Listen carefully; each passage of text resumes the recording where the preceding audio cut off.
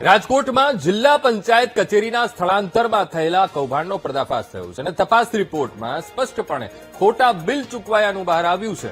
અત્યાર સુધીમાં રિનોવેશન માટે 22 લાખ રૂપિયા ચૂકવી દેવાયા છે અને વીટીવી ન્યૂઝે જિલ્લા પંચાયત સ્થળાંતરમાં ખોટા બિલ રજૂ કર્યાનો અહેવાલ પ્રસારિત કર્યો હતો.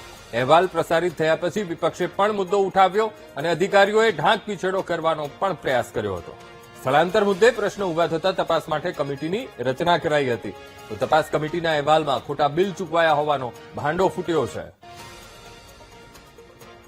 રાજકોટમાં વીટીવીની જે અસર છે તે ધારદાર જોવા મળી રહી છે. આપ સીધા દ્રશ્યો જોઈ શકો છો. રાજકોટ જિલ્લા પંચાયત છે જેનું સ્થળાંતરનો ખર્ચો છે તે ક્યાંક 80 લાખ કરતા વધારે બતાડવામાં આવ્યો હતો. એટલે કે ક્યાંક ને ક્યાંક કૌભાંડ થયું હતું અને સમગ્ર મામલાનો અહેવાલ છે તે વીટીવી દ્વારા પ્રસારિત કરવામાં આવ્યો હતો.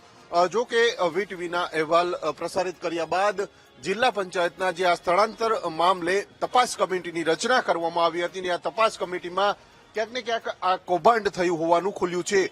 હાલ તો આ મામલે તપાસનો ધમધમાટ છે તે શરૂ થયો છે, પરંતુ જે પ્રમાણે જિલ્લા પંચાયતના જે સ્થળાંતરમાં અલગ અલગ વસ્તુઓનું જે ટેન્ડરિંગ આપવાનું હતું, કોન્ટ્રાક્ટ આપવાનો હતો, તેમાં ભ્રષ્ટાચાર કરવામાં આવ્યો હોવાનું પણ સામે આવ્યું છે. ત્યારે આ મામલે હવે જે અંદાજિત 22 લાખ જેટલી રકમ છે તેની ચૂકવણી તો કરવામાં આવી છે. ત્યારે આ ચૂકવણી ફરીથી પરત ખેંચવામાં આવશે કે કેમ? કારણ કે જે પ્રમાણે કૌભાંડ થયું છે તે 80 લાખ રૂપિયા કરતા વધારેનું કૌભાંડ થયું છે. જિલ્લા પંચાયત કચેરીનો અલગ અલગ જે સામાન હતો તે અહીંયા ટ્રાન્સફર છે તે કરવામાં આવ્યું હતું. કારણ કે જે પ્રમાણે નવી જિલ્લા પંચાયત છે એની બિલ્ડિંગનું નિર્માણ થઈ રહ્યું છે ને જ્યાં રાજકોટ કોર્ટ બેસતી હતી ત્યાં જિલ્લા પંચાયતને જગ્યા ફાળવણી કરવામાં આવી છે અને આ જ જગ્યાના જે અલગ અલગ સામાન અને રિનોવેશનને લઈને જે ખર્ચો બતાવવામાં આવ્યો હતો તેમાં ક્યાંક ને ક્યાંક કૌભાંડ થયા હોવાનું પણ તપાસ કમિટીમાં ખુલ્યું છે. ત્યારે વીટીવીની અસર છે તેનો અહેવાલની અસર છે તે રાજકોટમાં જોવા મળી છે.